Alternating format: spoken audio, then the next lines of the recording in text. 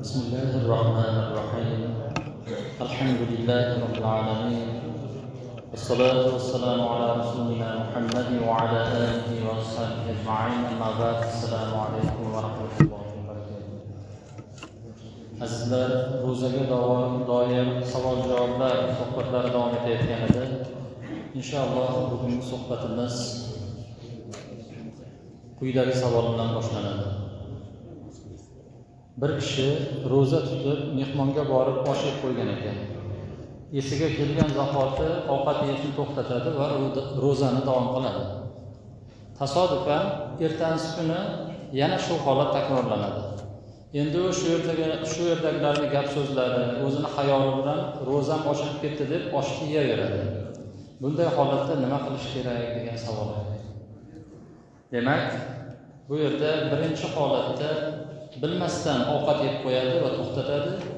Ikkinchi holatda ro'zam ochildi deb o'ylab yana davom etib ovqatni yeydi. Mana shunday holatda nima bo'ladi degan savol. Birinchi kuni uni ro'zasi ochilmaydi. Chunki u birinchi kuni bilmasdan yeb qo'ygan va darhol bilgandan keyin to'xtatadi. Ikkinchi kuni esa ochiladi. Shuning uchun u Ramazondan so'ng o'sha kunning qazosini tutib beradi. Bir kishi Payg'ambarimiz sollallohu alayhi vasallamni oldilariga keladida, men ro'zador holatda unutib yeb ichib qo'ydim deydi. Shunda Payg'ambar alayhissalom aytadilarki, atimma sawmak fa innalloha at'amaka va saqaka va la qada alayk deydilar. Ro'zangni tutavergin, chunki seni Alloh taolo yedirgan va ichirgan. Senga qazo tutish yo'q deydilar. Imom Dorimiy va Imom Bazzorning rivoyatlari. Ibn Hibban, Imom Hokim va Imom Bayhaqiylar Abu Hurayra radhiyallohu anhudan sahih rivoyat qilgan hadislarida Payg'ambar alayhissalom shunday deb marhamat qiladilar. Man aftara Ramazona nasiyan fala qada alayhi va la kaffarata. Ya'ni kim Ramazonni unutib og'zini ochib qo'ysa, unga qazo tutish ham, kafforat berish ham yo'qdir dedilar. Demak, mana shu hadis sharifga muvofiq bir kishi esidan chiqib biror bir ovqatni yeb qo'ysa yoki ichimlikni ichib ro'zasini ochib qo'yadigan bo'lsa, ro'zadorligi esiga kelgan zahoti yeyotgan, ichayotgan narsasini darhol to'xtatishligi va og'zidagini ham chiqarib tashlashligi lozim. Shu bilan ro'zasini tutaveradi, uni ro'zasi ochilmaydi. Ro'zasi ro'za bo'ladi.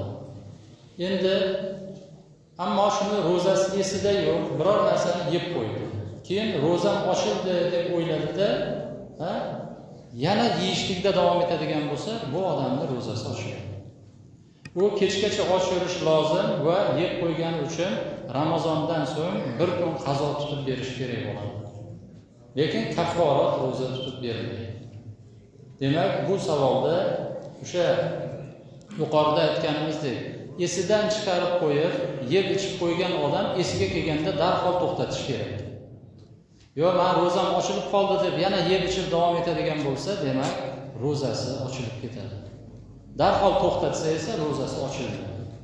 Mabodo ro'zasi ochilib qolgan kishi bo'lsa ham bir kuniga bir kun nima qiladi? Ro'za tutib beradi ekan. Keyingi savol. Biz aeroportda kun botganligi uchun og'zimizni ochib, bemalol yer ichib, shomni o'qib, keyin samolyotga tushdik. Samolyot biroz uchgandan keyin qarasak, quyosh ko'rinib turibdi ekan. Biz nima qilamiz dedi. Haqiqatda bu holatlar hozirgi paytda voqelikda yuz beryapti. Ilgarida odamlar hammasi o'sha bir qavatli yoki ikki qavatli uyda yashashgan. Bunaqangi voqealar juda ham kamyob bo'lgan. Ammo hozirda yer ichib shomni o'qigan. Yo'q deganda 10 daqiqa, 15 daqiqa vaqt o'tgan. Shu bilan ham yuqoriga ko'tarilgandan keyin quyosh ko'rinib qolgan. Biz nima qilamiz deydi. Mana shu odamning o'sha kungi ro'zasi to'liq tutilgan hisoblanadi. Zotan bu kishi kun botgandan so'ng og'zini ochgan, to'g'ri vaqtida ochgan. Ro'zani sharti quyosh botguncha yeb ichishdan to'xtatib turish. Namoz bilamiz. Endi ular samolyotga chiqqanda quyosh ko'rinib tursa, yeb ichishni to'yinki quyosh ko'rinmay qolguncha to'xtatib turishlari kerak bo'ladi. Tushunarlimi? Pastda og'iz ochish vaqti bo'lgan, og'zini ochgan, ular to'g'ri qilgan. Yuqoriga chiqqanlaridan keyin quyosh ko'rinib qoldi. Biz ro'zani ochdik-ku deb yana yeb ichib davom etmas ekan. To yuqorida ham quyosh botgunicha yemasdan, ichmasdan turadi. Nima uchun? Abu Dovud va Imom Termiziy Abu Hurayra radhiyallohu anhu dan rivoyat qilgan hadisda payg'ambar alayhissalom shunday dedilar: "As-sawmu yawma tasumun wal fitru yawma tafturun wal adha yawma tudahhun" dedilar. Ro'za tutadiganingiz kunda, iftor ro'zani ochadiganingiz kunda va qurbonlik qiladigan kuningizdadir deganlar. Bu nima degani? Odamlar bilan birga ro'za tutib, odamlar bilan birga ro'za ochiladi. Demak, kishi samolyotda bo'lsa, samolyot uchib borayotgan hududdagilar bilan birga bo'lishi kerak. Bu haqda mazhabimizning ulug' faqihlaridan Abu Abdulloh Az-Zari Iskandariya minorasida turgan odam quyoshni ko'rsa, pastdagilar quyosh botganiga guvoh bo'lsalar, pastdagilarning ro'zasi ochiladi, minora tepasidagi turgan odamning ro'zasi ochilmaydi deb fatvo berganlar. Demak, buni tushunib olaylik. Pastdagi odam ro'zasi mukammal bo'lgan, og'zini o'sha vaqtida ochgan, ammo odamlar bilan birga ro'za tutinglar, odamlar bilan birga yopinglar degan hadisga ko'ra samolyotdagi odamlarniki hali vaqti bo'lmagan edi. Shuning uchun garchi siz ochiq bo'lsangiz-da, ular bilan birga bo'lganligingizni rioyasini qilib ochmay turasiz. Ochmay turasiz emas, ovqat yemay turasiz. Endi mana hozir ko'p qavatli nimalar qurilyapti, uylar qurilyapti. Mana Qorasuvda 20-26 qavatli binolar qurilgan. Pastda nima bo'ladi? Og'iz ochish vaqti bo'ladi. Og'iz ochadi. Ammo 26-qavatda turgan odam quyoshni ko'rib turishi mumkin. U hali ochmay turadi. U qachon quyosh botsa, ana shundagina ro'za ochadi. Ro'zasini ochadi. Demak, bu masalalar mana orada qancha asrlar o'tgandan keyin, voqelikda yuz bergandan keyin bu masalalar nima qilyapti? Voqelikka munosib tarzda yechimini topyapti.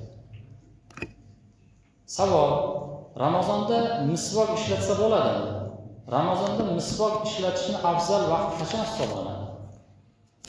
Musulmon odamlar yaxshi biladiki, misvokni Ramazonda ham, Ramazondan boshqa vaqtda ham ishlatishlik bu juda ham fazilatli amal. Hattoki sunnat amallardan deyiladi. Chunki misvok og'izdagi kasalliklarni ketkazadi, og'izni pokiza qiladi. Payg'ambar alayhissalom hattoki eng oxirgi amallari, vafotlaridan oldingi amallari ham misvok ishlatishlik bo'lgan.